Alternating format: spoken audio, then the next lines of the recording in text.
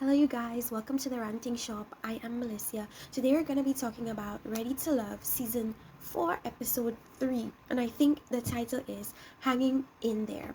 So, what I'm going to do is just talk about the most dominant characters in this particular episode. I'm going to start with Ida. Ida, off the bat, came across way too aggressively. She was mean to a lot of men and too opinionated, because I remember she stated to one guy that he came across gay to her, which is highly offensive to people that you're trying to meet, and of course good impressions that you're trying to make, because you only have one time to make a good impression. If you mess up that one opportunity to do that, people are going to label you and deem you a particular way based on that first impression. She didn't rub me the right way. She didn't rub a lot of men the right way. Another thing that she did was she didn't effectively communicate with the people that were interested in her. She spoke over them. She didn't allow them to fully, say what they wanted to say, and that is a turn off. Like, nowhere is somebody ever going to like you cutting them off when you're trying to explain something to you. So essentially, her stay on that show showed me what somebody does when they self-sabotage, meaning they do things to cut the opportunities that they have short. That is what she did. Now, that could have been for a number of reasons, inclusive of her really not wanting to be in a relationship, and also it could be that past trauma has made her more cynical, she's more skeptical, or simply not ready to open up. And we're gonna see where that brings her later on when I discuss the people that were sent home. Then we have Tressa. Tressa is the resident homegirl. Last season it was Danny, and she was sent home immediately. However, they're giving Tressa, well, Diedrich is giving Tressa a chance, because for this episode he saw something different in her that he hadn't seen before, mainly personality based, and he wants to see where that goes. She seems like a wonderful person. However, for some reason, I don't know if it is her comedic occupation, or maybe it's that she just seems so cool. Guys are not really attracted to her physically, which is surprising, because you would think that men adore curves, and she's full of curves. But because they don't find her physically attractive and her personality shines through, they tend to say, oh, that's my homegirl. And it makes sense, because a lot of males, they have female friends, but ones that they're not attracted to, so it wouldn't go past the friendship. When you have a friendship, when males have friendships with attractive women, it goes left, because at some point boundaries are crossed, or it, even if it's not physical boundaries, even if it's not anything done verbally, it's thought of, and the moment you cross the boundaries mentally, it's like there's really no going back, so to speak, to an innocent friendship. But we will see what goes on with Diedrich and Tressa. Then we have Amber and Chris. They connect on finances. If you remember from last season, Chris and Naya had a big disagreement on finances, because Naya felt like men should take care of bills and all this stuff, and she was adamant about getting pregnant and being resting and not having to work and stuff like that. So when Chris stated that he would pay half of the finances, that was a red flag for her, and she dropped him like a bad habit, you know. And so the fact that Amber agreed with, sharing finances and so on, they connected deeply on that, because that was a source of great pain in the last season. So this is of great comfort to Chris, and I feel like that alone will be what makes them go far, in this particular show. Then we have Alexis. Alexis, as I said in the very beginning, she's a bit too forward. And I remember Alyssa Blackbook said something that was it made a lot of sense. When she was having the conversation with Jason, she laid all her cards out on the table. There was no mystery. There was nothing to chase, because she's already made it clear that it's like he felt like he already reached the finish line, and he didn't have to run to get there. There's no thrill. There's no excitement, because she laid it all out there. She's using a lot of masculine energy in the sense of, men like to chase, however, she's the one chasing. Men like to be the ones to lead it, not necessarily to show their interest in various ways, no, to try to get the prize or the female. However, she's the one doing that. So when men see you doing what they're supposed to naturally do, it turns them off, because it's like, what are they now supposed to do? And she's turning AJ off with her strong masculine energy, and she needs to stop if she wants to get AJ or any man that she's interested in. And she turned AJ off in multiple different ways. Her being extremely competitive and, very vocal, and her being chasing him and leading with sexual energy as well.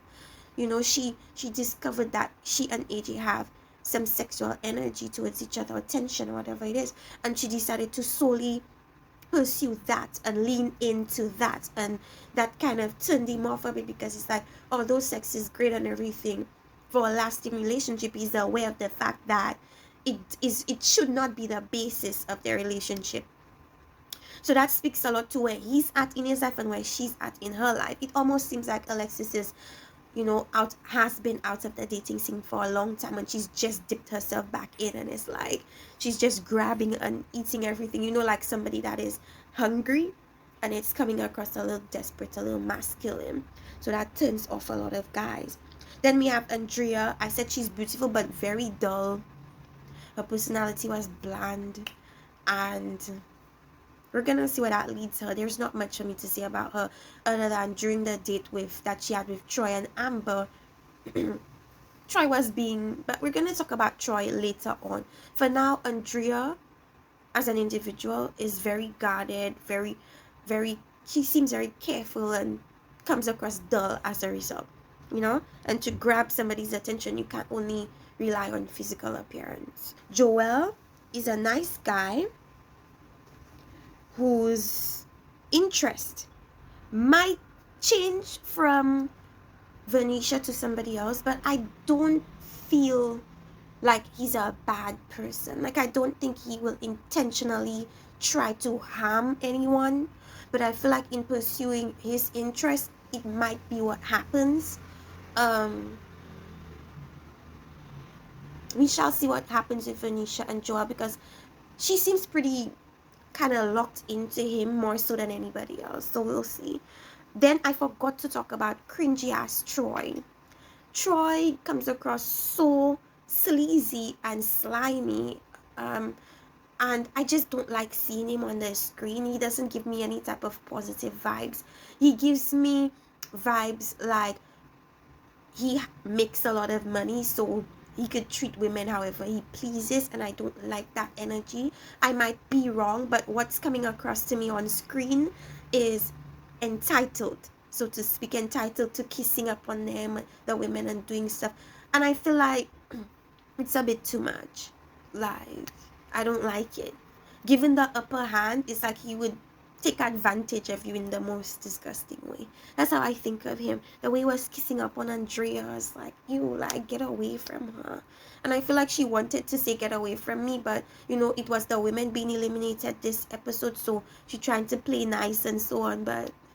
And I forgot to say another thing about Troy. He kept on saying the same things to different women, and that's also a red flag, because it's like, I don't feel like you genuinely want to know these women. I feel like for him it's a competition to see how many women he could get to be into him, and I just don't find that attractive. And I feel like a lot of women are catching on to that, but because the way this show is that one time men have power, one time females have power, it's like, if for a particular episode a woman is going home, she's going to tolerate a lot of things because she doesn't want to leave, however, he's just so sleazy. I cannot stand him, and I feel like a lot of women are starting to see who he really is, like Amber, because he brought 2 women on a date and he just was unable to be gentlemanly with them both. He cannot handle 2 women, because it's like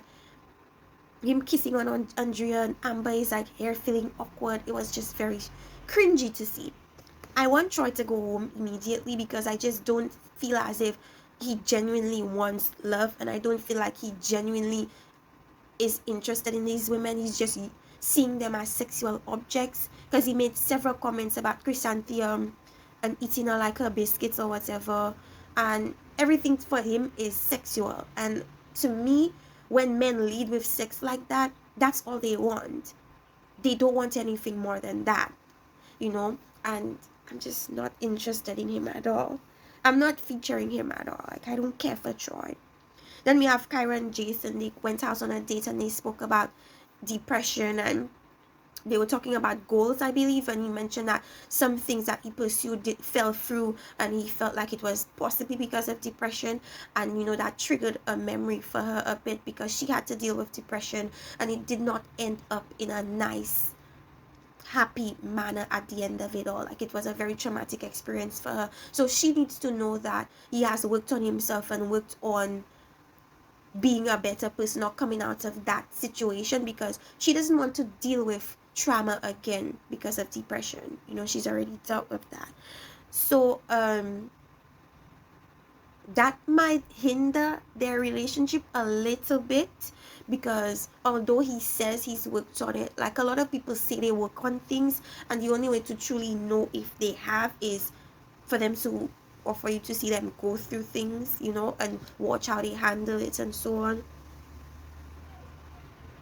But if he's saying that he's gone or gotten through it, we shall see how that works. Now, that's all I have for this episode. Who else am I missing?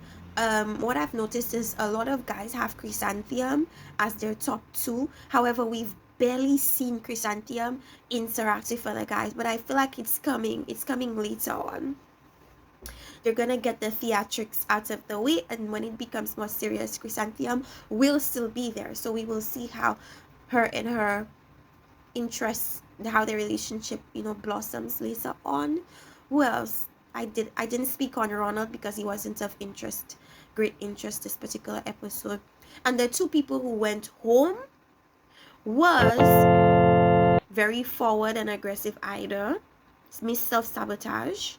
And when she was eliminated, she was like proving the point as to why they eliminated her.